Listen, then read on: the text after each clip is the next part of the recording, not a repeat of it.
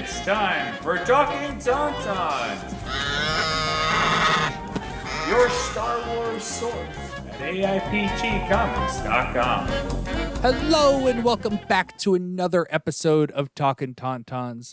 I am Jim Lahane, and with me as always is Nicole Herviow. Yeah, hello there. I'm not going to correct you. No, it's Nicole. I messed up your first name. Nicole Herview. I got it. There. Got it. Yeah. And with us is our favorite Rayven Spencer.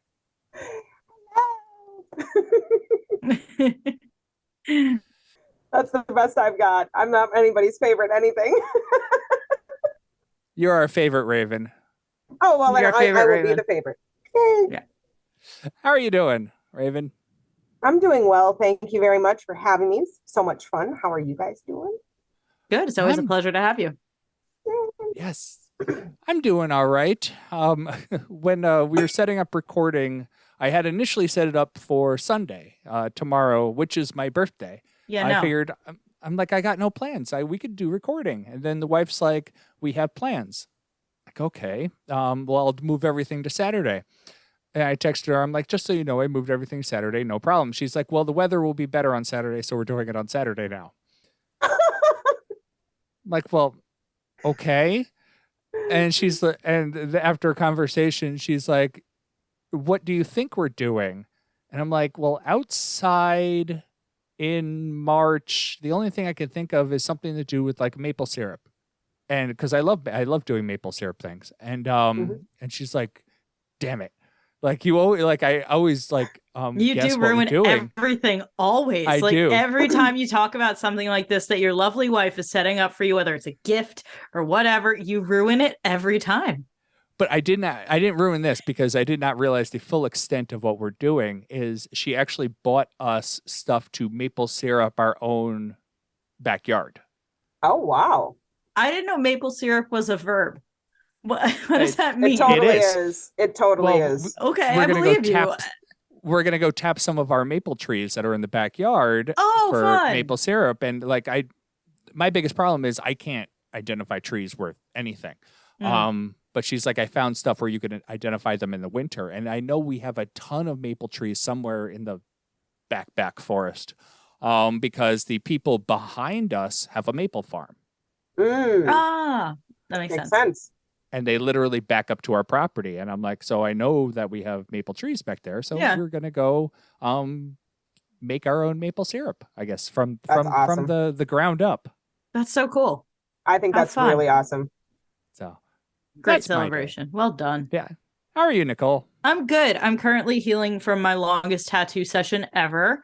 I had a really bad, this is all pre-planned. I didn't do this because of this, but I had a really bad mental health week, like horrendous, started with a full-blown anxiety attack at work 5 minutes before a meeting. So I'm going into a meeting on Monday, shaking with tears in my eyes and have just gone through a lot of hyperventil. It was really bad. And my boss was in this call and he's like, we're going to chat after this. And everyone was wonderful. And we got through it. We got through the week, whatever. And thank God I had already had a mental health day planned for Friday. And that was for a tattoo appointment. And I was like, what I'm doing with my mental health day is getting stabbed a lot, a lot. And it was, I finished my thigh piece and it had been half done for 4 years. So every time I move on this chair, I'm in pain. I'm in pain. I'll show you guys because it is something else. Let's see how far back I have to, it's incredible. Oh, it looks really cool. This is the bit that was done. Wow. And then she just added all the flowers and stuff. Gorge. So it is stunning. And she even from here, that thing is beautiful. She is incredible. My artist is fantastic. Just one of the best in the business. And that took 2 hours, which doesn't make any sense. It doesn't make any sense. There's this huge, beautiful piece. And it was done very, very quickly. But I am feeling it now. And I'm swollen and red and healing and going through it. So I feel like all the tension is gone now. It's very nice, like very cathartic. I was like, let me just go get pummeled for 2.5 hours, and that'll help. And it did. So here we are. So my week started really, really bad and ended pretty darn well. So that's how I'm doing. Well, somewhat related for scheduling for listeners. I had initially last episode we had when we had JJ on, we initially said that Connor was going to be on the next episode. We were going to be talking to Bad Batch. When we had planned on recording, my schedule got all up in a tizzy, and I had to reschedule things. And at the same time, I was rescheduling things. Nicole's like, my work is nuts. I can't do it. Yeah. Connor texts me at the exact same time, says, my work is all up and crazy. I can't do it. And we all agreed, like, this is just not going to happen. So we have pretty much canceled that episode. We Nicole and I decided that we're going to do the Bad Batch after the Mandalorian's over. Yeah. It's too much right now. Like, it's just a lot to A, consume, and B, like, make the room to like digest and talk about it. It's just like, I want to badly, but holy crap. Like I don't know what the heck. Yeah, I really enjoyed those Bad Batch episodes, but it is like, you're right, in order to give it the space it needs, we're just going to wait. Yeah. And we'll do it after Mando's done, because Mando, I don't know about you guys, but this is the most I've liked Mando since Mando has started. I love it. I'm very pleased with it. I always love Mando this much, so I'm good. You know what I mean? Like, this is my that's favorite. Where I'm at too. Yeah, but I'm happy that like you've met us where we are now. You know? No, that's it. Like that's because I knew basically it was for you, Nicole. I knew you knew Mando wasn't my favorite, and it's like these episodes, when we get to talking about them, they've changed things. Yes. And it's to the point where I'm like, I'm in now. Like, this is like, and I see people complaining on the internet. They're like, Mando's not the way it used to be. And I'm like, this is where I want it to be, though. Yeah. It's like, good. It should be evolving. It should be changing. If it was more of the same, you'd be yelling about that. So many people just allergic to any kind of change, any kind of adjustment. I mean, do you live your life that way? You never change? Nothing? Nothing. A lot of people do, actually. It's yeah, I know. But just for those people, that's not how it is. For the rest of us, change is natural and change is good most of the time. And even when it seems like it's crappy at the beginning, it turns out pretty good. Yeah, development is a really cool thing, you know, and a journey. Like, that's the point, is to go on a journey. And if the journey doesn't change things in some way, then what's the point? I don't know. I'm not going to get existential about it, but I will. Love that. Let's go down this road then. Yeah, it's I'm glad you're enjoying it, Jim, but we'll get to it. But before we get to Mando, we got a couple of news items. Your tauntaun will freeze before you reach the first marker. Then I'll see you in hell. Hello, what have we here? Actually, all of them are scheduling things. Yeah. Right? We have Celebration coming up in 2 weeks, about 2-3 weeks. And so I'm assuming we're going to get a lot more news there. But the first thing actually crossed my I like to open up the what's coming out on Disney Plus web pages, like what's coming out on Disney Plus on April or whatever the next month. This happened to be April. And I'm like, because I'm interested to see like what are they bringing back, or what are the new shows that I haven't noticed that are coming out.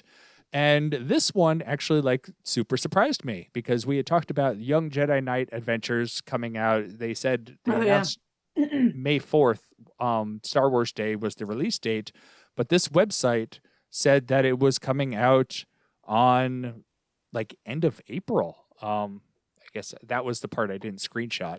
But it was like the end of April. And the most interesting thing I found about it is it gave a little blurb about the episode set during the High Republic era.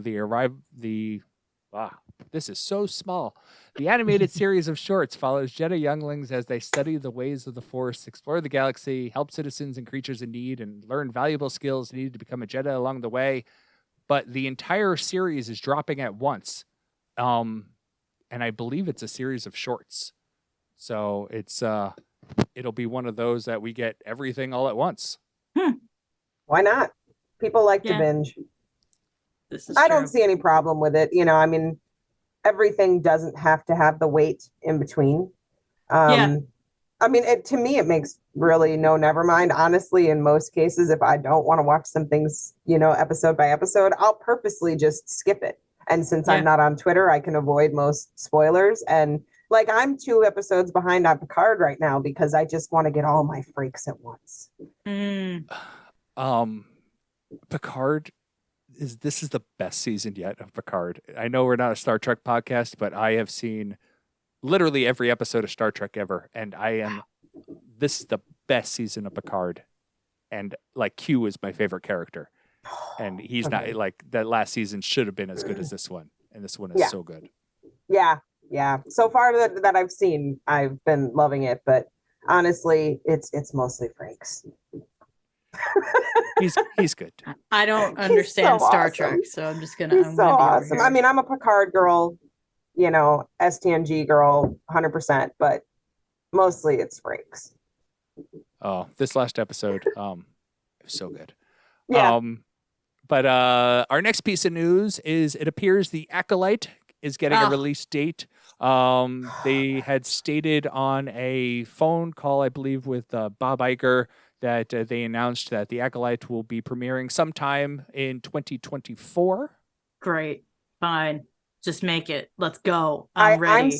I'm so ready for this, and I am not someone who is as well versed on some of the outside of the movies and stuff as everyone else. So the Acolyte to me is just like, oh, great, more Star Wars. Like that was my attitude toward it.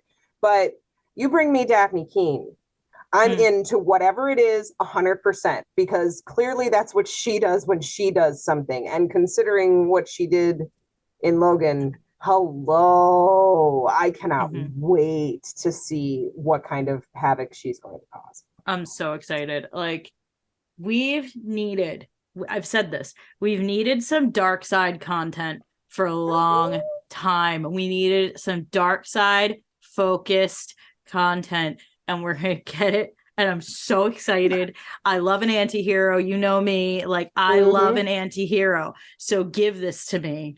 Like, let me sink my teeth into it, please, dear God. I'm very excited. I'm very excited. I'm so ready. And I have faith that they're gonna do it right and well and interestingly. Like, even like I'm kind of going into it the way I went into to like Obi-Wan, with like very few actual expectations. Like, I don't know exactly what this is gonna be, but I'm excited for whatever it is. That's how I'm approaching the Acolyte. Just I don't have any idea where the heck they're going, and that is fine. The concept's enough for me. Let's go. Like, take me on this journey with you. I'm very excited. Yeah. Somewhat related to that, I don't have the news here, but upon reading things, so the Acolyte is tied into the High Republic series, the books and stuff that's coming out.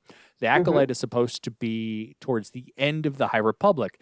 I just found out that the Wave 1 of the High Republic was 3, or Phase 1 of the High Republic was 3 waves of books that came out.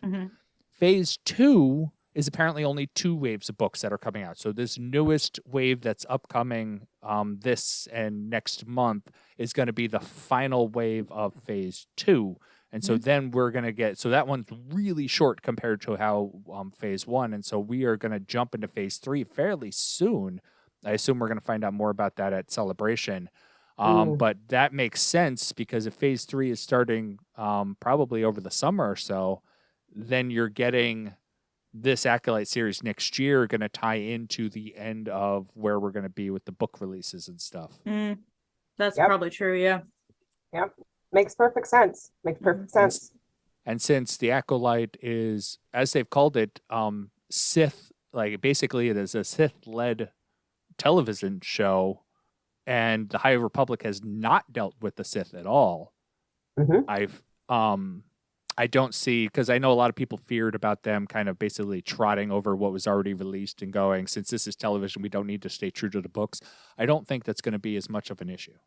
I don't think so either. I think people have to calm down, trust the artistic process, and understand that you can tell stories about time periods without trampling over things. You can, give the story a chance to weave around and make its way through, and don't let your expectations affect the quality or the way you take in the quality of what you're getting, because I think all too often people do that. They know what they want, they think they know what's going to happen, and then when it doesn't, they end up not liking something that they could have liked if they had just gone in with more open expectations.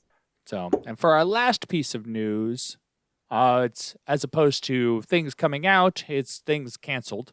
We had talked about the Kevin Feige was in talks to release a Star Wars movie that apparently is no longer in the works. Not because, or not, we don't know what's the main reason, but the reason they're giving is that the MCU. What was that? Wonder Woman 84? Yeah, Wonder Woman. Well, then I say Kevin Feige.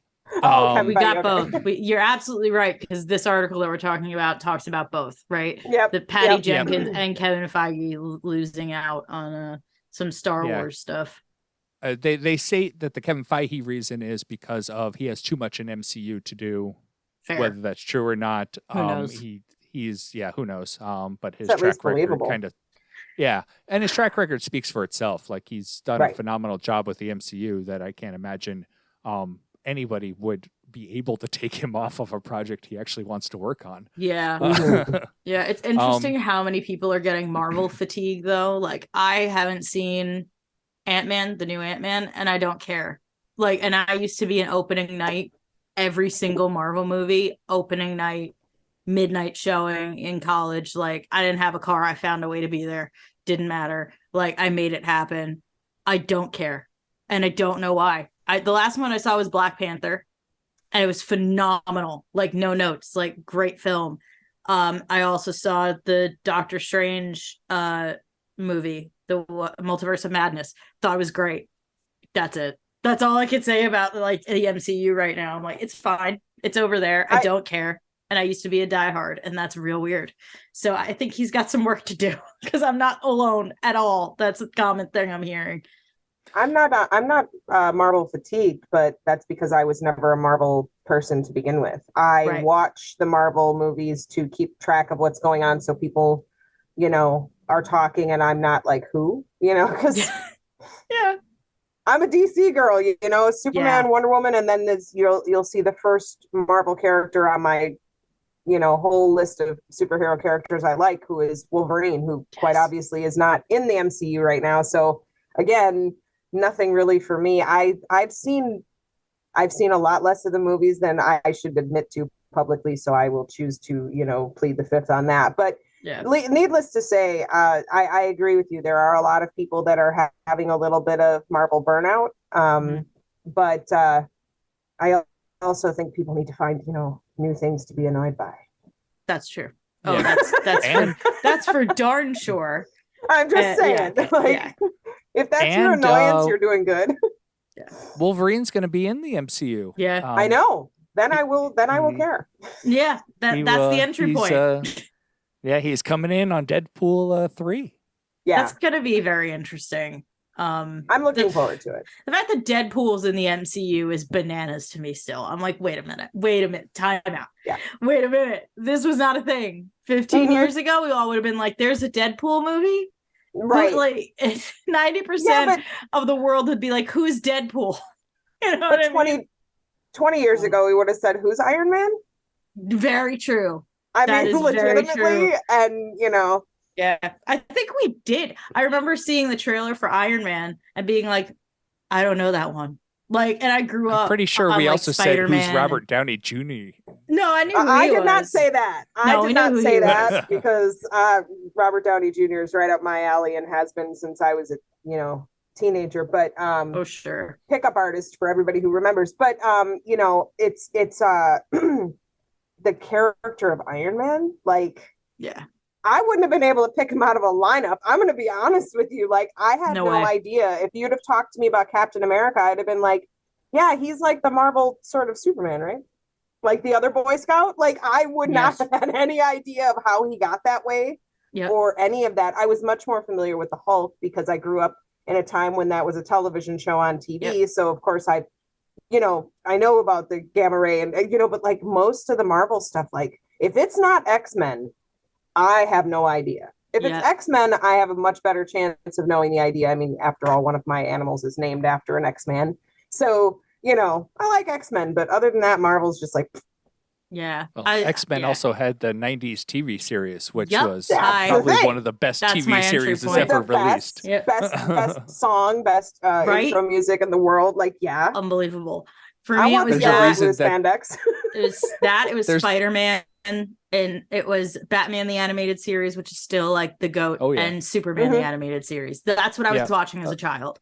So yeah. I watched I'm G.I. right there Joe, with you. Thundercats, but Oh, I'm sure. Oh, yeah. old. Yeah, there's a reason that they are continuing the 90s X-Men series on Disney Plus because of how pivotal and good It's so it actually good. was. So It was a good. well put together show. If you weren't familiar with the characters, if you weren't familiar with the comic books, it didn't matter because they managed to tell you most of the things you needed to know Mhm. about the two. And if you're somebody who's really deep into the character and the backstory and all that other stuff, go read the comics. That's what it's for. But the cartoon will give you enough so that when you're, water cooler talking, you're not going to be confused when somebody says Logan and then somebody else says Wolverine, and that in itself is I think is a credit to that 90s cartoon, because I think a lot of people who did know wouldn't have known had it not been for that cartoon where they got that experience.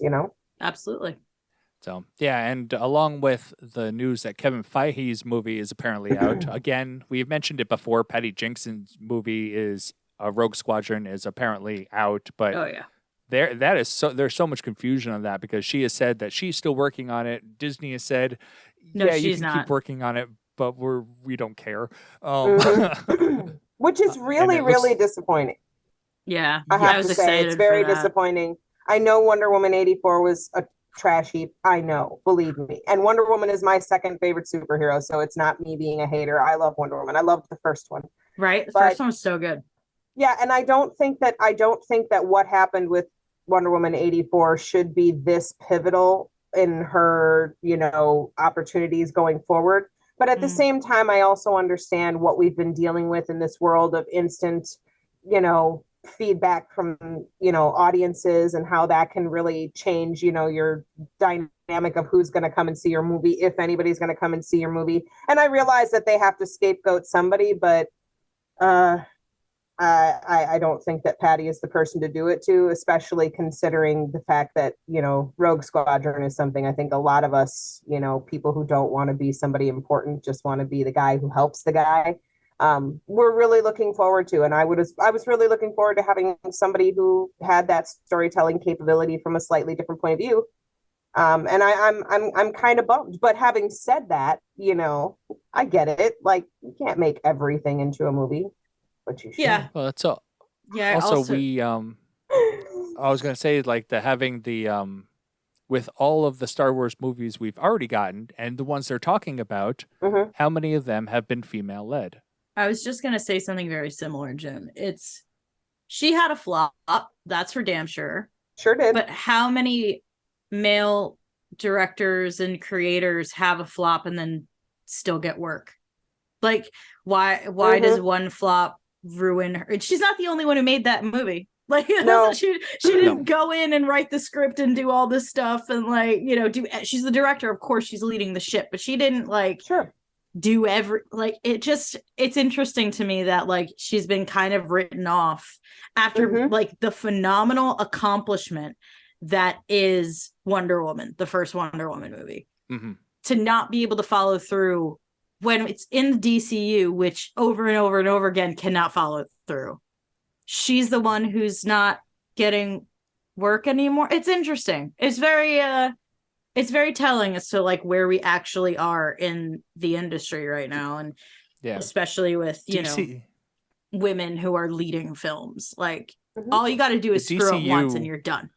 Yep. Yeah, And the that's DCU in general ridiculous. is an example of how to screw up. Well, but I think it's because people really seem to, in my opinion, and I could be completely wrong. So, it is what it is. But for me, DC is the emo kid, right? MCU is the fun kid. You know what I mean? And when you go into a DC movie, you should be expecting it to be a little darker, a little grittier, a little bit more real, a little bit more sad, a little bit more into that, super introspection, blah blah blah blah blah. I mean, Superman honestly doesn't belong in the DC because he's just so darn Boy Scoutish. He should be in the MCU where it's one-liners and you can just get it done. And that's not a criticism of one-liners. That stuff is fun. It's uplifting. It's listening to the B-52s and only listening to Love Shack. That is the MCU. But I'm sorry, if you're going to look at DC and you're going to look at the real stories involved, then you're going to be listening to The Cure like all the time. And that's just how it is. And I think that there's this need from the fan base for everything to be, oh, it's so dark, it's so dingy. Is this your first time with Batman? He's never been 100%. uplifting, people. I mean, he's the Dark Knight, and I think there's just this real misunderstanding that just because they're both comic book items that they have to all be comic books. I don't like Spider-Man because I find Spider-Man cheesy, annoying, and obnoxious because he's a 16-year-old kid, and I really don't like 16-year-old kids. But fair enough, man. But that's what he is. That's what makes him what he is. And for a lot of people, that's what makes the character what he is. And the same goes for Batman. And if you're going to have him be too clean and neat and nice and sweet, it doesn't work. Yeah. He has to be dark. He has to be scary. Ask Christopher Nolan. I think it worked pretty well when he did it. I think that people just need to be more aware that most of DC really better fits into that category where they're being a little less comic book-ish in a way and more graphic novel-ish in a way. And again, if you've read Batman comics, that is graphic novel all day, every day. It's, some of the cartoon movies, I'm like, there's a lot. There's a lot there. There's a lot there. How are you putting that in animation? I mean, in the comics, I'm talking pretty recent Batman comics, they made a character called Kite Man. Heartbreaking. Like they were like, hey, look at this joke character called Kite Man. He doesn't have any special powers. He just has a kite. That's it. He flies around with a kite on his back, and that's it. And that's the gag. That's it. And Tom King was like, I'm gonna make you cry a lot. And he did, and it was incredible. And I said all I said without being a DC hater. I mean, my favorite movie since I was I'm gonna age myself again, I'm sorry. High school, and by aging I mean down. My favorite movie since high school was The Dark Knight until Harley Quinn, The Birds of Prey came out. I won't say the full title because it's too long, but that's my favorite film, period, end of discussion. Come for me, go ahead, I don't care. That film is incredible because it has both, right? It has that like dark, gritty, like really upsetting bit, and then this like glitter, I mean? Which is what Harley is, right? But I think the DCEU has had shining moments of phenomenalness, but there's also been some phenomenal creators who have flopped hard, and I don't know why that is, but it's interesting. It's just interesting. It's just that whole phenomena is fascinating. Whereas the Robert Pattinson Batman I thought was fantastic, because it leaned in. Like they were like, that boy listened to Welcome to the Black Parade and put on that. That was what he did. He listens to Nirvana. He listens to definitely My Chem, and he's crying a lot. And we love him for that. And it's fantastic. I mean, it's not like, I think it's hard to succeed under whatever system that they have. It's possible. Patty Jenkins did it once and couldn't do it again for whatever reason. And I don't know if that's a reason we take Star Wars away from her to bring it all the way exactly. back. Like, Exactly. I don't know if that's why we do that. It might be something else going on, but the optics are not great. So Right. I'm very curious as to what's actually going on there. For sure. I think there's interesting things going on nowadays, because like you have the internet, which is playing a huge role in how these movies are doing. Really, like before, if you didn't want to see a movie, or if you did want to see a movie but it got bad reviews in the newspaper, most people didn't read the newspaper. Like you'd rarely hear about it. You'd still see the movie. Now everybody's on the internet, and you can't avoid a lot of these things. Like if people are saying such and such a movie is bad, regardless if the movie is bad or not. Right. Yeah. People are saying such and such a movie is bad. Then that's going to taint. Like, well, I don't want to spend $20, $30 to go see it in the theater. I'll wait till it comes out on streaming in a month. Like I'd say, like if the prequels had come out during the age of the internet, they would be very differently received than like the sequel trilogy. You could see it in the sequel trilogy how it's gone, and like the internet is really the reason that we do not have any more Star Wars movies, because Solo did so bad at the box office, regardless of the quality of the movie. Now that they're rethinking, what do we do with the movies? The MCU started coming out really before social media was a thing. And so and they started it with Robert Downey Jr. playing Robert Downey Jr. Yeah, but it was also like like the first Iron Man wasn't the MCU. The first Iron Man was the first Iron Man, and they said this is such a great movie, let's build off of this. Yeah. DC is kind of playing a game. They're trying to mimic the MCU. Yeah, they're trying to mimic the MCU, and they're not doing it well, and so they got to do their own thing because they're not Marvel. Because that's been a they're conversation beating dead horses. They're beating dead horses. Feels like those one-offs are much more successful. Like the Batman, the Robert Pattinson Batman, and they're moving towards that model, right? Like nothing's really interconnected. Everything is kind of just like in its own like corner of the universe, I guess. I'm not seeing the new Shazam, so I won't be a part of that. They completely redid it. Yeah. James Gunn has taken over. Right. And he's doing he's doing essentially a similar thing to the MCU with the DCU, and we'll see kind of how this turns out. I don't know how that's gonna go. My vote is this down vote. Vote. I don't know, man. I'm like, DC was doing so well when they were like, here's a series, and it's like it's over there, and it's like the Christian Bale Batman masterpiece has nothing to do with like anything.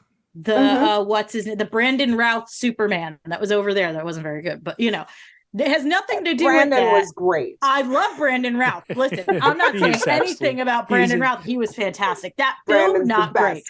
That film, not great. Him, fantastic. Don't get me started. Applause. Big applause. I was obsessed with him. Trust me, I'm with you. Like, I love him. I want to be best friends with him. I think he's awesome. He's fantastic. I think he's aware that everything else in that movie wasn't working. I love that. I love that sticker. But it's just like, and like, that has nothing to do with like Smallville. And like, that worked for so long.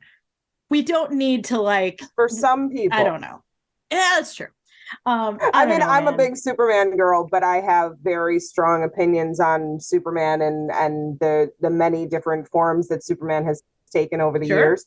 Sure. And not that I have a problem with the Supermen, men's, boys, whatever, groups where we're called. I don't know what is a plural Superman. But what bothers me is that they keep trying to tell a story, long format, going on, that at its core, at its base, isn't complicated enough to keep telling. The only effective way to tell a Superman story is to tell his origin story. Yep. And you drop him in Metropolis, and then you leave, because after that, you're only trying to literally defeat a god, which of course makes him not a god, which of course completely ruins the entire principle of this particular. I mean, let's be real here, people. That's what this character is. He's a god. He is a god. As soon as you defeat him, he is no longer a god. And therefore, when you continue to try to tell the story, you are just damaging what he is. He's supposed to be, like in Man of Steel, he's supposed to be the shining example, the best we can possibly be. And if you continue to tear him down, you're actually just kind of like tearing at the fabric of what he is. Yeah. It's the reason why, generally speaking, with Superman, once you pass the origin story, all you can do is screw it up. You can have him have a kid with Lois accidentally. Mm-mm. And I'm How's not that one of gonna those work? people that makes judgments, but that was a bold move to that particular character. Like, Yeah. that was super underhanded to do. Super underhanded. Now, sometimes you can do sometimes you can do things that you shouldn't do and still have it work out right, because obviously the love triangle between Clark and Superman and Lois should be a huge part of the story, because it is a huge part of the story. But sometimes she can know that he's Superman and it still works. It helps if Amy Adams is your Lois Lane.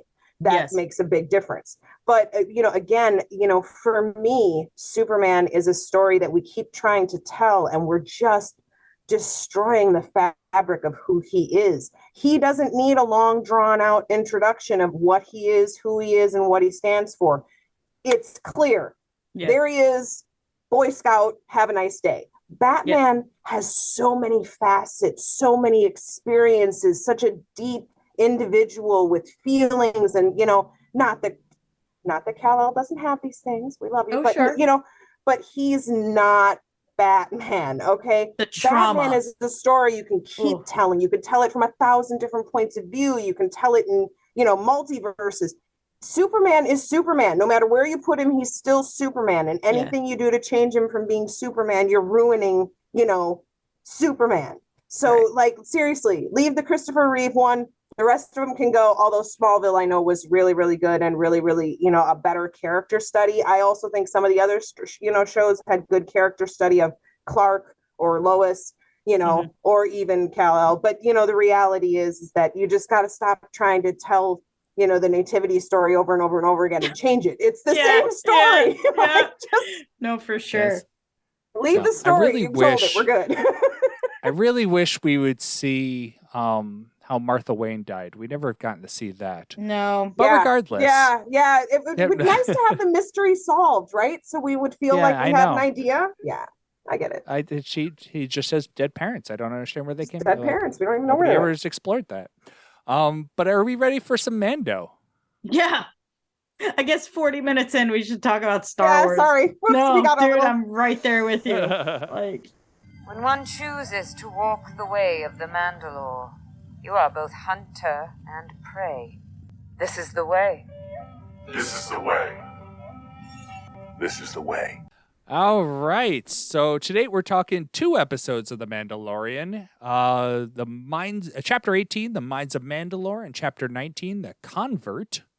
And they have flipped the script so hard on the Mines of Mandalore for The Mandalorian that I was dumbstruck by this episode, because I had said before, I'm like, oh, they're just going to go for the part for IG-11.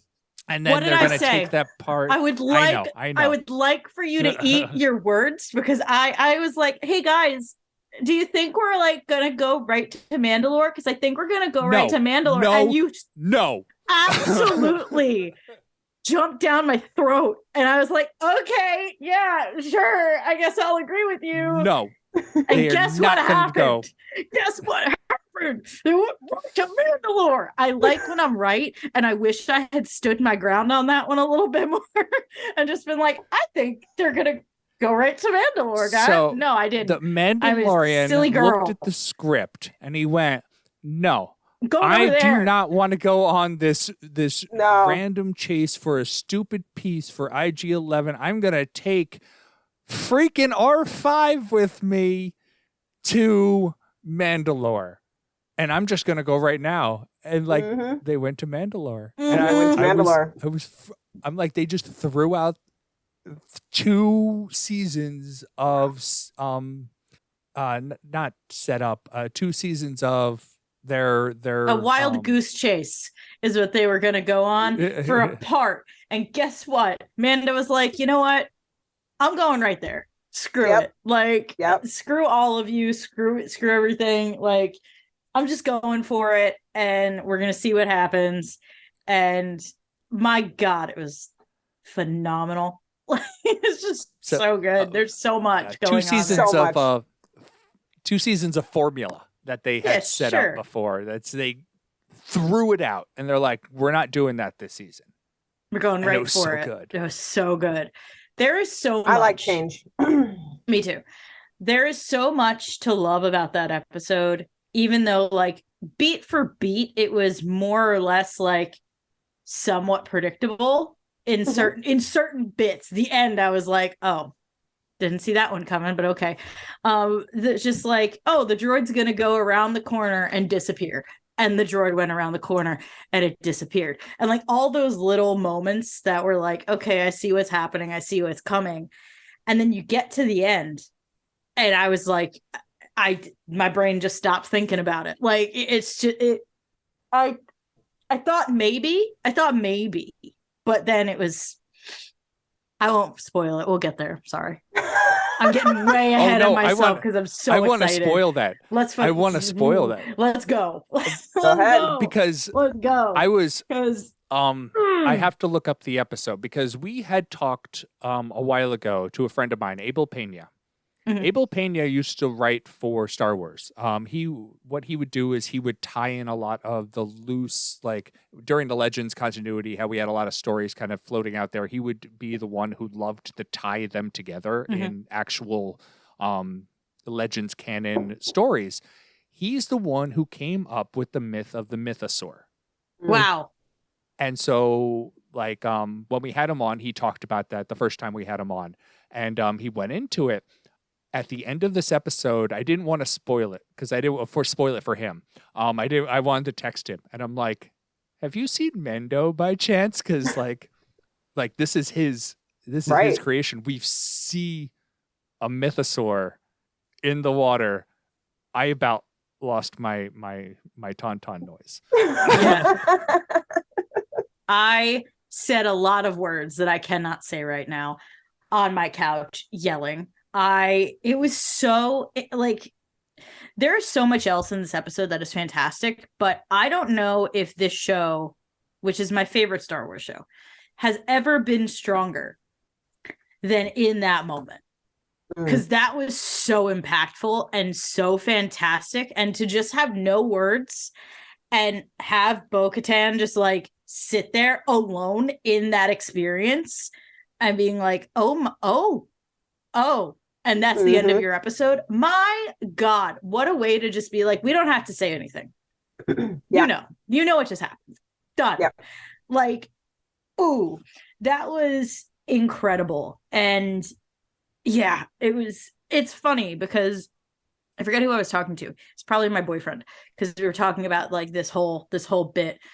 And we were like, so what just happened? Like, what just happened? Because Din just fell. Like he just was he pulled down? What just happened? Because Bo was shocked that it happened too. If Bo was like, oh, this floor, like it drops, there's a huge drop, she would have said something to him. And she was shocked. Also wouldn't have dived in after him if she was expecting it. Right. It's like if she was setting him up, like she could have just walked away. But that also wasn't what. Anyway, I thought we were like talking about it, and I was like, part of me wishes we had recorded, because I would have been like, I think from the blast, like it must have blown something open. Like it shook a bunch of stuff, and the bottom fell out, and that's why there's a mythosaur now. And that's was my exactly assumption. What she said. And I was like, good. I love being right. I love when I'm right. But yeah, it was such an interesting moment but the whole time I knew something was about to happen. I was like, this cannot be chill. Like whatever's happening right now is not going to be like, we're just going to take a bath and that's the end of the episode. Like that's not what was happening. Right. But what they did was so effective. I didn't care. Like, I was like, I don't care that I saw something coming. I didn't see this. So amazing. what a beautiful, impactful moment and a fantastic episode of just like some truly scary stuff as well. Like I'm sitting there looking at that droid thing with the eye. Mm-hmm. There were some horror elements to that. Like it's dead, and then it like the little head pops off and it crawls into. Oh, I was like, am I watching Alien? What am I watching? Like John was... Carpenter's The Thing, man. I'm Absolutely. telling you, it's just little. Yes, you're absolutely right. And it was like, what is this Star Wars? And I loved that. I loved that. I love those moments where you're like, oh, it can be this. Like it can do this. Like I don't know what that thing was. I don't know if we'll ever know what that thing was. Does anyone know what that thing is? I thought it was a Dianoga in a suit.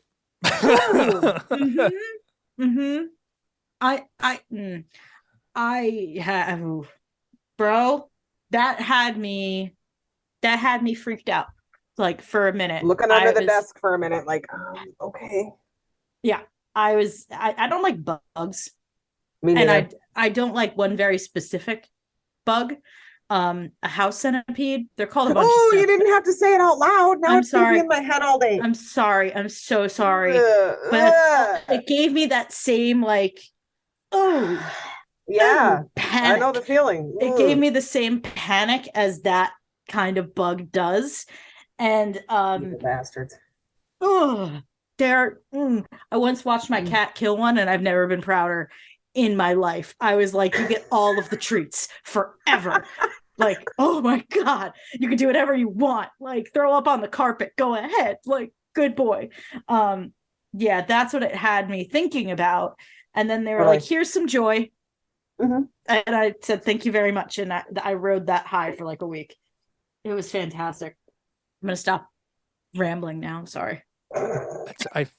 The episode, I loved how they found a way to bring Bo-Katan in. Because one, she's a fantastic character. Katie Sackhoff is absolutely amazing. I love watching people like get their flowers, and she is just it's very nice. It's very nice. Go ahead, Jim. I'm sorry. Yeah, and like the way that they did it, and she's like Din gets captured by these by the eyeball thing after going through basically the cavemen that like I loved. I watched it again last night and I completely forget how he got captured.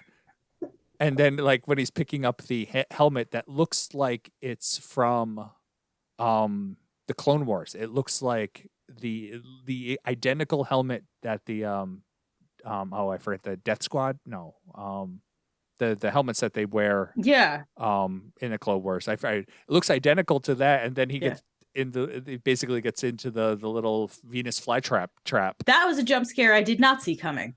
That was one of the few moments that I was like, "Whoa, okay, I guess we're okay." Yeah, it was cool. And the way that Grogu's also been a lot more vocal. Yeah.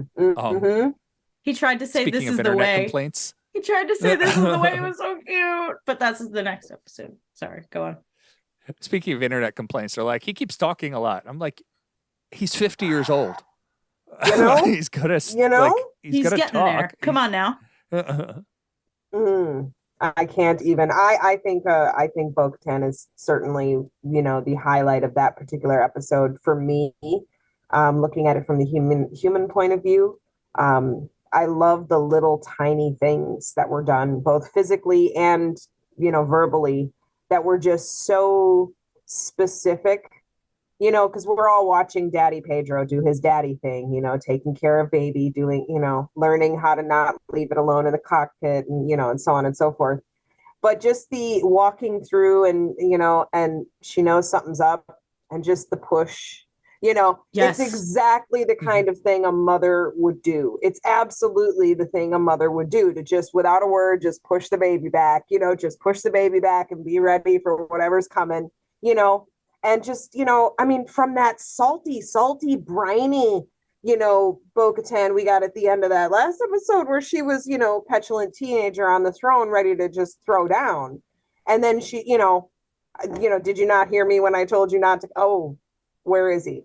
Find out where they went. Let's go. And it's just, it's such a character piece because it really tells you deep inside who Bo-Katan is, regardless of all the other mess. It's like, this is what we're going to do. And we're not questioning it. We're not talking about it. We're not debating it. I see that there's a problem. I'm going to fix the problem, figure out where they went, and just, off like a shot. I thought it was so fantastic. But yeah, that little push of the pod back, like that to me was like an emotional moment because it showed just where that mindset was. Like you're already in a primal kind of mindset. All you think to yourself is, little person, get away from me. Because there's going to be problems. I just thought it was very interesting considering the salty brininess of said character 5 minutes before. And it also changes the way that she, like everything you said, absolutely 100% couldn't have said it better. Also, later, when it looks at him as like, what are you looking at? It changes that moment, right? From the salty brininess to this is somehow a show of love. It was very interesting that, like, did you think I was gonna leave you there?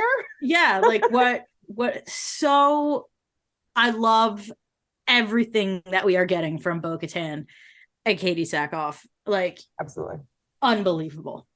I love the story beat is like when she gets there and she frees Mando, she doesn't leave. Nope. She's like, it's like everybody, like when they're asked to do something, but they're laying in bed and they don't want to do it. But once they get out of bed, they're like, fine, I'm up now. Let's do this. She's like, okay, I'm here. Let's do this. I will help you find your freaking puddle in the water. Because it's better than sitting on a throne and doing nothing. Like, it's better. Pouting. Like, she might as well do something. Like, yes, stuff didn't go your way, and that sucks. Like, you felt like this was your destiny to do this thing and be this thing, and it's not going to work out, and I got to mope. 100%. Go mope. But the second that someone pushes her, like, she's finding something else to do, and like, oh, like, this isn't the end of the world, I guess. Yeah, it's funny that not funny, but it's telling that she stays. You're exactly right. Like, she's not like, okay, now leave me the heck alone. Like, everything flips and suddenly they're a unit. And that's why I think not a lot of people, but there are people who are like, romance ? And I'm like, I will be so mad. I will be so mad. But it doesn't have the feel of a romance to me at all. To me, it has the feel of somebody who sees someone on a journey, and while they don't necessarily subscribe to the point or end of said journey, I'm gonna go with them. Like, you know what I mean? Help. Like, he's clearly clueless. It's and I think it's also it seems to me, at least, and maybe I'm wrong. And again, not super familiar with Bo-Katan previous to this, so most of this is new to me, but seems like a bit of a gradual step-by-step religious reawakening in her case. Realizing that and because part of that whole process, this is the way, and all of these other things, it's not always about necessarily subscribing to the beliefs themselves. It's the principle the belief is built upon. You know what I mean? And so I think that what she sees is somebody who is very devoted to his religion, who is very devoted to the practices and to, the stipulations that come with that. And while she doesn't necessarily subscribe, she also doesn't see any harm in going along and seeing, and knowing that that's part of the history, and knowing that it does still have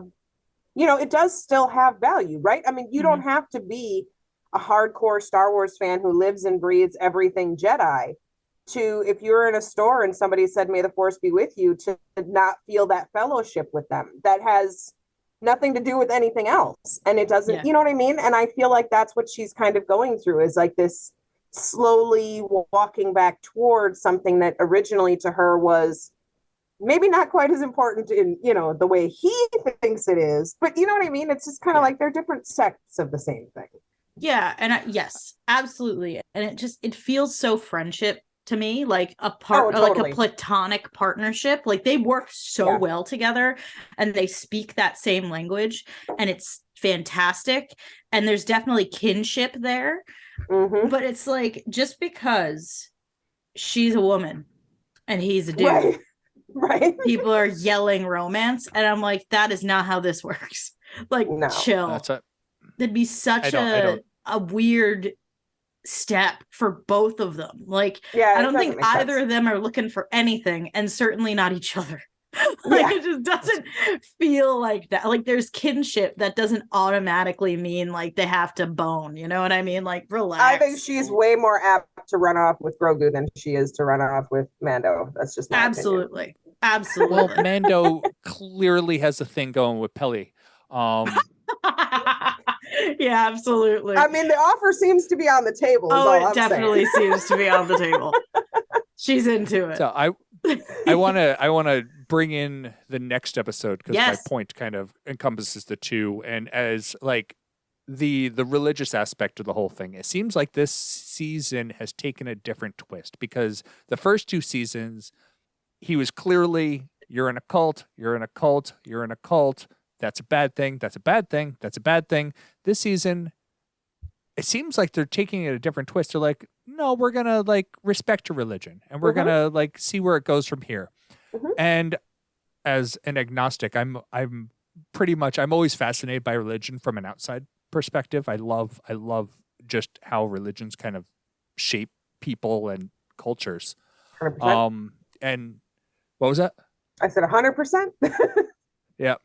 And like the way that she kind of gets roped into this whole thing, like she seems to hate this religion because she sees it as what caused the downfall of Mandalore. And all of a sudden, the armorer is there talking to her in the very short part of the third episode, which actually took place with Mando and Bo.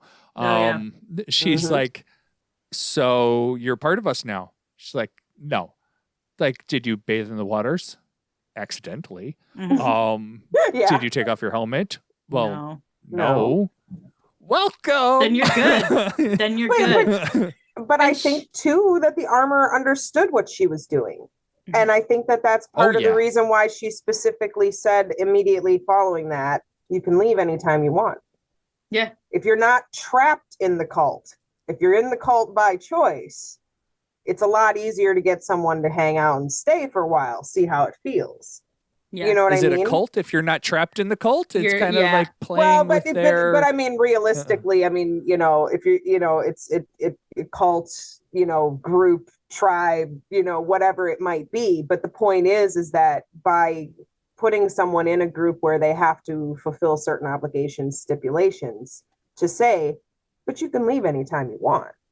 Yeah. Suddenly those restrictions, those stipulations don't seem quite as restrictive, you know, and suddenly you're like, maybe I'll give this a try, and maybe I'll see that there is more value to this. Because I agree with you. I mean, religion is such a powerful thing. And, you know, you can warp it to do wrong. You can warp it to do right. It's all dependent. You know what I mean? It's like, you can't take any of them and go complete garbage. No, there's upsides. There's good things. There's positive points to any grouping, religious, you know, whatever, you know, like I say, you know, tribes, teams, whatever, they all have their ups and they have their downs. And I think this time they're except just Twitter. like you said, well, except Twitter. Yeah, no real upsides there. But, you know, like you said, there's this season, I think they're showing that upside.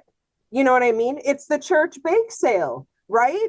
You know, it's the cheerleaders doing the car wash. It's like, they're in a group that sometimes does things where you're like, whoa, but here they're doing something good. So, you know, we're going to we're going to count, you know, look at the positive things that they're doing going forward. Sorry, go on. No, that's you're that was great. That's pretty much all I had to say on that. I was going to move on to. Yeah, I think it's interesting that we see Bo in this episode still trying to grapple with what she saw, because she doesn't say it. Like, she almost doesn't believe it happened, because she's looking to Din for like, hey, did you see anything thing down there?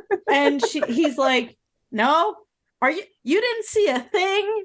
And he's like what? Nothing. You know what? Nothing. I didn't see anything, because you're going to think I'm insane. And I think I'm insane a little bit. So I'm not going to say anything. And I think that's why she softens a little bit towards the way. Yep. And all of it. And she doesn't immediately, when they're like, oh, you're no longer an apostate as well. Like, you're good. And her immediate reaction isn't to be dismissive. It's right. But I don't follow the way. But like, this isn't what I do. Like, you do you, but like, this is not what I do. That's a lot softer than her initial reaction of, oh, those are religious extremists and they ruined everything. Like, she doesn't spit in their faces, which I think... She doesn't laugh at them. When we first met her, she'd be very prickly about that. And she's not. And when they're all embracing her, which I think is something she hasn't had in a while, she's just looking at the mythosaur. Has no one. She's very alone. Like... Yeah. She makes it sound like in her home, which we'll get to in a second, like there's other people there. Like, they're like, all we really see is a droid. Like, so even if there is anyone there, she feels so isolated because we never see anyone else in this very big throne room, you know? And so her being embraced in such a way is, you could see it, how, you know, even with a helmet on, these actors are fantastic. Whoever it is in the suits, the movement actors, or especially whoever it is. I'm almost positive it is Katie Sackhoff. It very well could suit. be. Yeah. I just know that sometimes they have people who specialize in movement in the suits for this exact reason. I don't know who it is, but whoever it is, whether it's Katie or a specialist, whatever, is showing us so much with no face in that suit, of the way she's looking at everyone, embracing her, and then she just stares at the mythosaur head.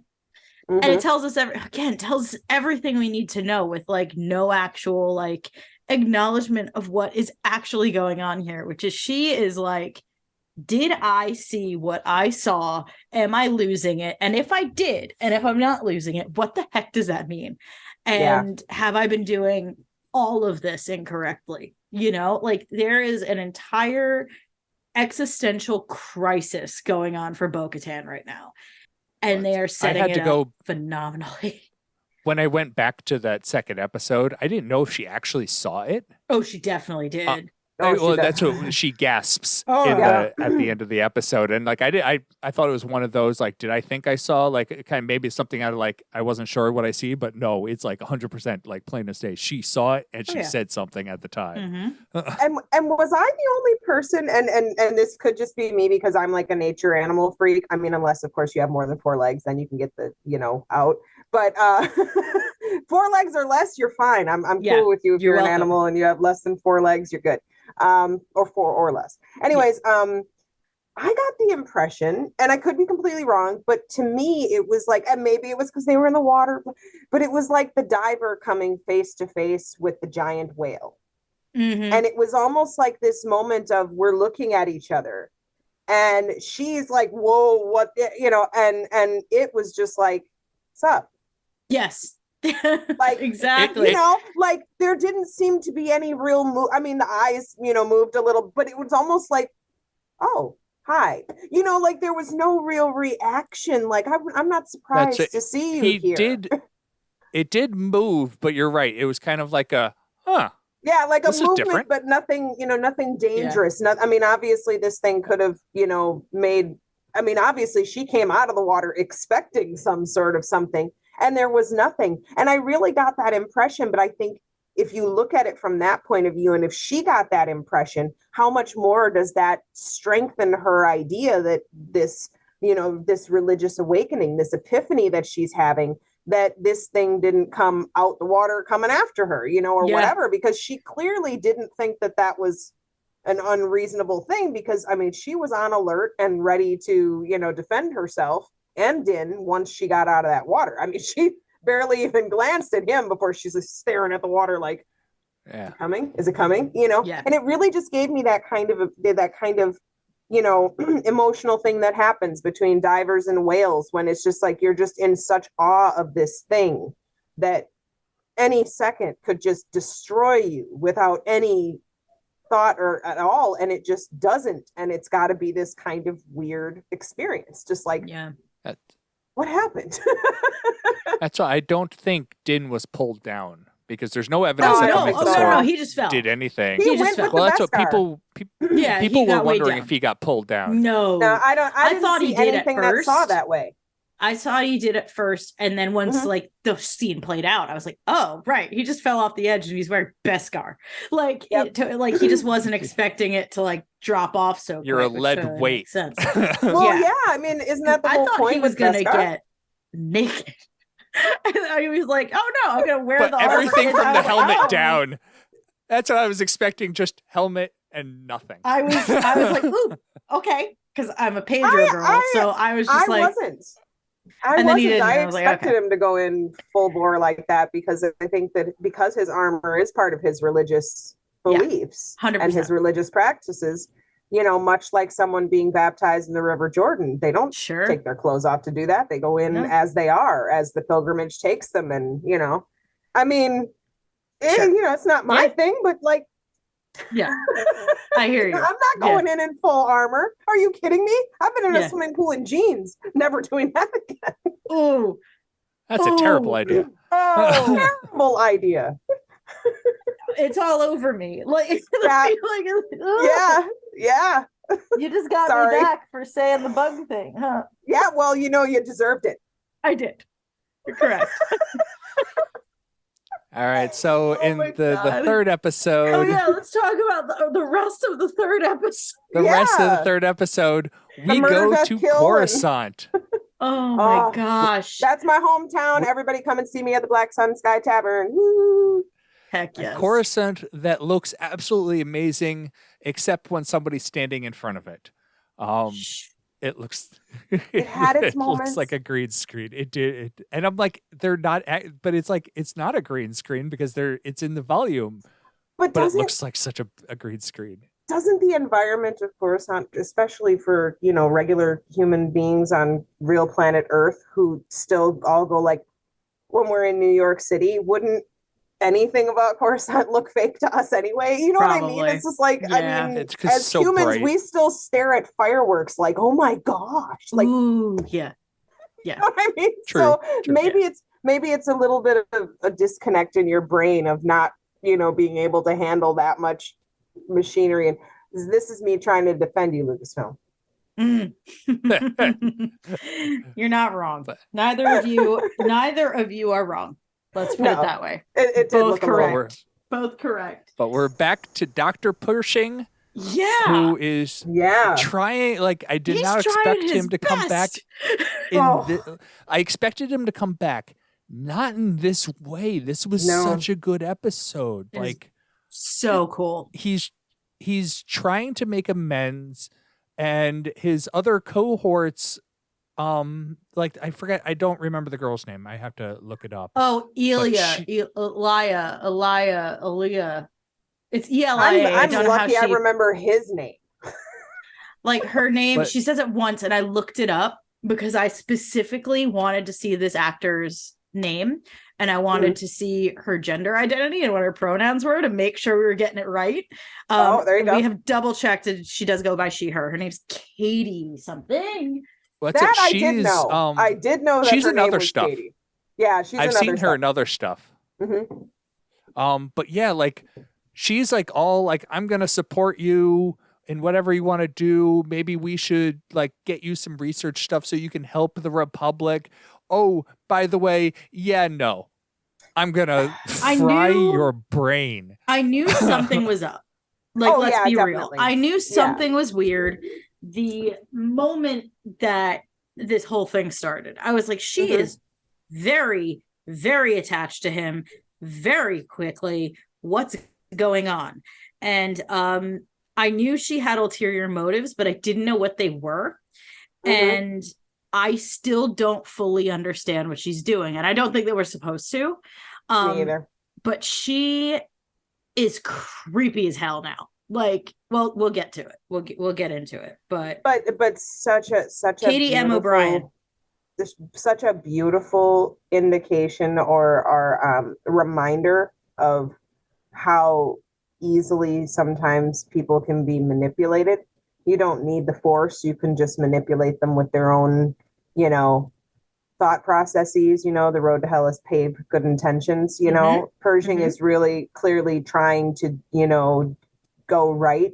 And he just doesn't, he's just so into that doesn't see the forest for the trees, as it were. And I found it very terrifying. It reminded me very much of high school. I was like, that tastes awfully familiar. Well, it gave me a One Flew Over the Cuckoo's Nest vibe. Sure. With everybody in this amnesty program seemed like they were drugged up, and except Pershing, who clearly didn't get the dose of medicine yet. And then we get to the end, and there's the medicine. Yeah, exactly. It's very, very interesting. It's like, I don't know what her deal is, but it was interesting that he only got human connection really from her. He was dealing with a lot of droids over and over and over again. And when he'd try to like appeal to them, like, hey, I could do some good here, whatever, even start to go down that road, it's a droid and a very specific function droid. And that droid who's supposed to ask you the assessment questions and move on is not going to be the person that you talk to. And then he tried to talk to his coworker, and his coworker shot him down. Or manager, whoever the heck that was supposed to be, got shot down. And those questions that the droid is asking, like, are you feeling resentment or negativity or whatever it was, like, towards your coworkers or towards the New Republic or whatever. You could tell in the beginning he was being honest, and then he would hesitate at every answer. It was like this very clear journey of this system not embracing him the way he wanted it to, and this one person doing it. And that's all it takes, right? Like, if we're talking about, with the last bit, we were talking about religion and like the upside. When we're talking about cults specifically, which is like obviously the extreme, these are the people they're going for. Right? It shows you that exact indoctrination and that exact vulnerability of when everything else seems to be going against you and someone offers you a hand, you are going to take it, even if every indication is that you shouldn't. Right. And it shows that perfectly, that he was vulnerable. She saw it. She took advantage of it. For what reason? I don't know yet. It's very interesting. I don't know what game she is playing, but I'm so excited to find out and figure it out. But he fell into that trap. And he didn't see the mustache twirling. Certainly did not. We saw a lot. She was phenomenal at telegraphing to us that she was not chill. You know? Like that. Katie is a phenomenal, another Katie. I'm looking at that right now, and both of them don't spell it like the traditional Katie. Katie is Katee Sackhoff, and Katy O'Brien, which I think is interesting. There you go. I was just staring at IMDb, if you can't tell. Phenomenal performance, just absolutely spectacular to be able to be so convincing and empathetic and sweet towards him, but still signaling to us that she's not trustworthy at all. Fascinating. I think this also plays like a very huge interesting thing, because like at the end of a war where you have a giant regime change like we had, what happens to the people that were on the other side?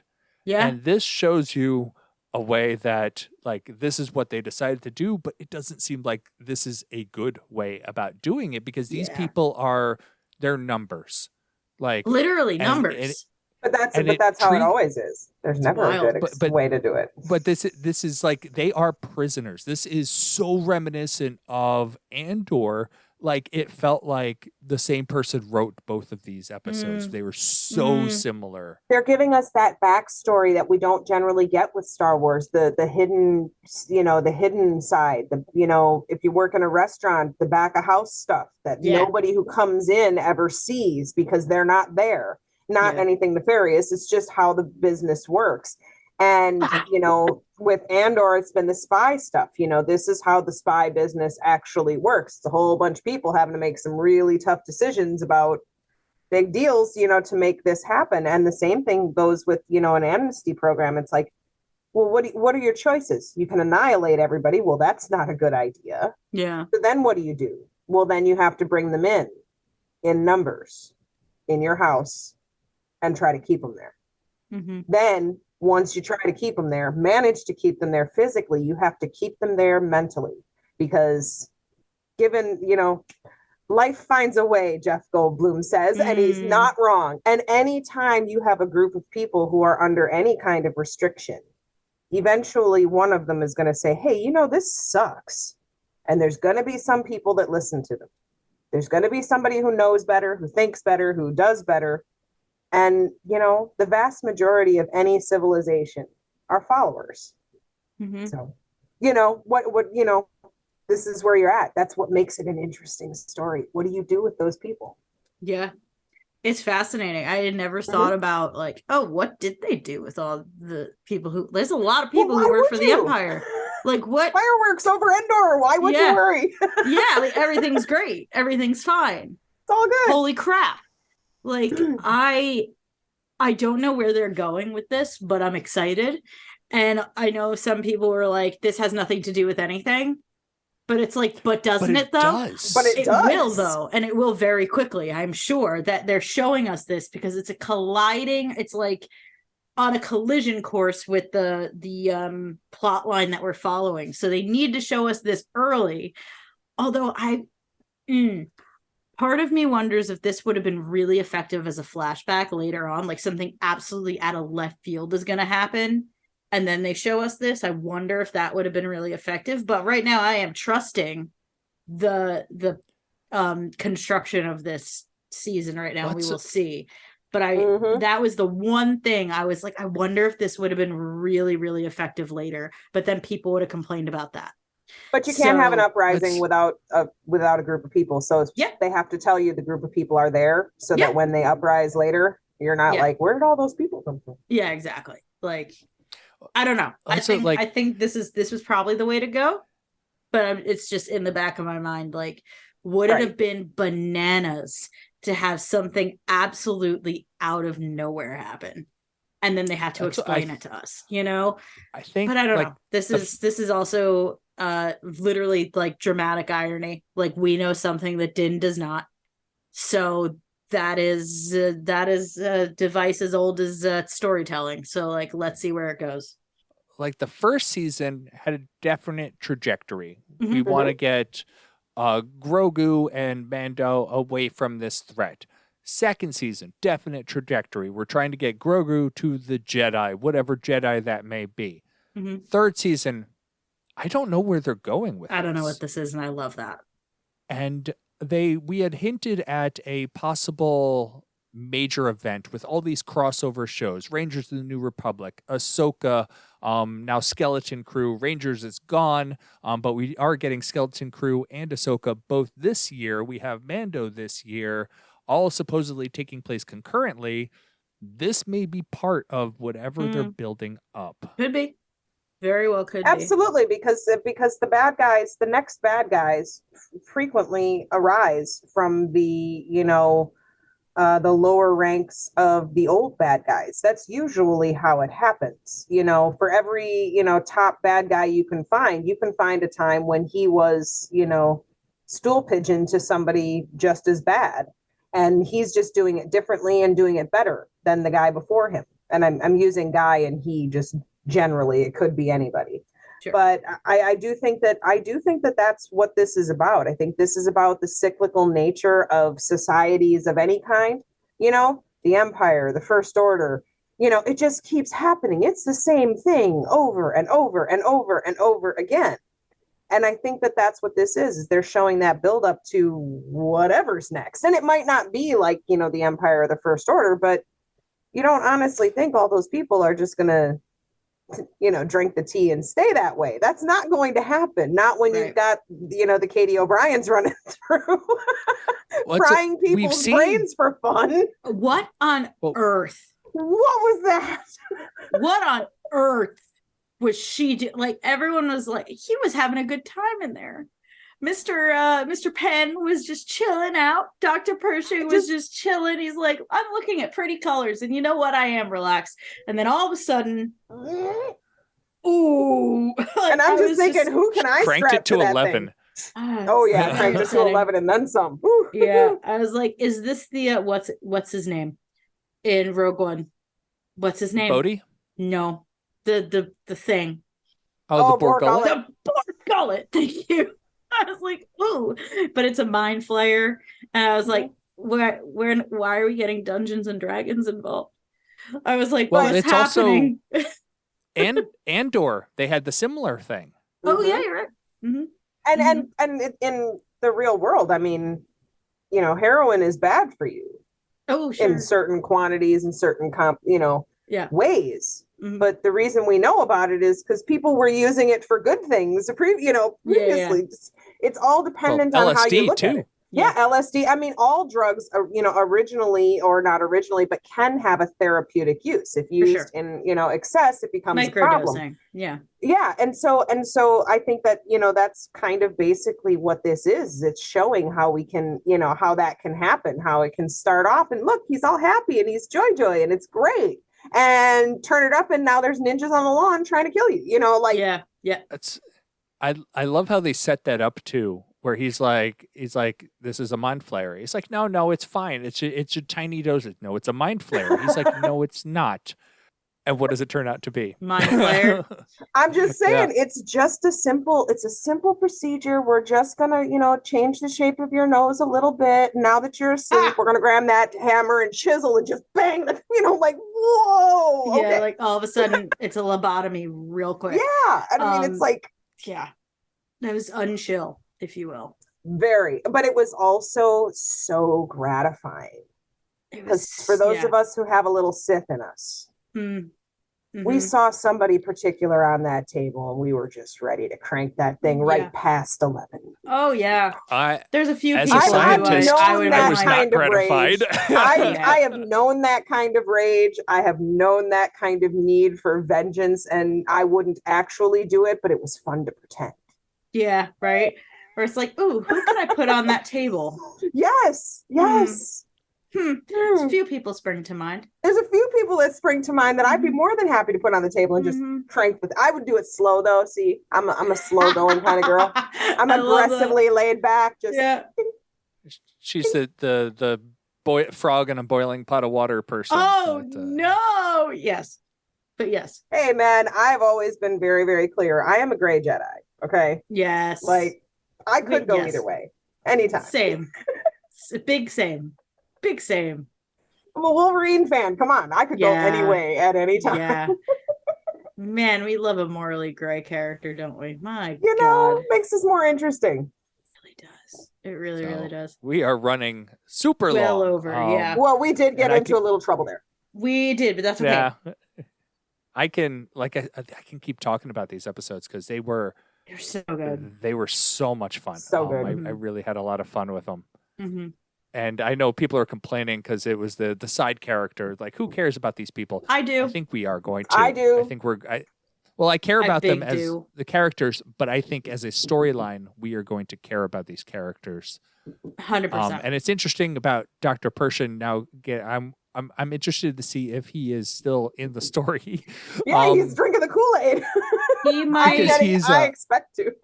We'll see what happens with him. Like, he's either going to be like a vegetable, or like that's what it might be literally like just a moment of like, oh, yeah, he's not okay, and that might be it because that is a tragic story. Like, from hearing why he got into cloning and why he was doing what he was doing, and then just like where it led him is very sad. He's a very trusting like individual who wants to do good, and dang, did that not go well for him. And but like, we still have Palpatine out there. We know he needs the cloning, And I'm wondering, like, because Dr. Pershing clearly was set up for audience, as we could see, he was set up as at least so we see, oh, he's definitely connected to Palpatine. Mhm. But now it's one of those like question mark. Yeah, Mhm. it's interesting. Where's this going? We will see. We will certainly see. I don't think this is the last we'll see of him. I think that there's something to be done more there. I don't think it's really fried. I hope so. I hope you're right. I hope not. But that was a really good scene because nothing feels like evil like cranking the dial. That was whew. Mm-hmm. For sure. All right. Anybody else have anything else to add before we sign off? No, I'm good. All right. Rayven, anywhere people can follow you if you so deem them want them to? You can find me on Instagram and on Shooting Voodoo. Generally, I try to keep a nice low profile. We love that. Yeah. I try to keep one too with pictures of dogs. Yes. As do I. Yeah. All right. And with that, you can find us on Twitter at Talkin Tauntauns. You can email us, talkintauntauns@aiptcomics.com. You can join our Patreon through AIPT Comics and join us on Discord, where we have lots of fun posting news, talking about random stuff. And you can leave us a 5-star review. Jim, I'm really, if you want to talk to me, you have to Right. add me. You have to get me in there because I'm not checking it ever. Sorry, go ahead. I just message Nicole constantly. That's it. Have you seen this? Have you seen this? And I go, Stop messaging me. I've never once said that. And with that, we will be back next week with the next episode of